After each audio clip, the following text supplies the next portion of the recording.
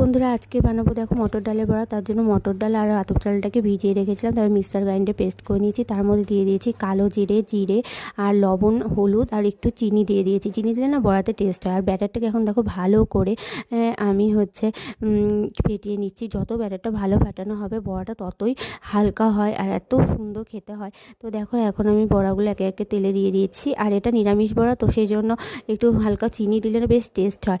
তো সেই জন্য দেখো মটর ডালের বড়াটা তো নিরামিষের দিন খুব ভালো লাগে।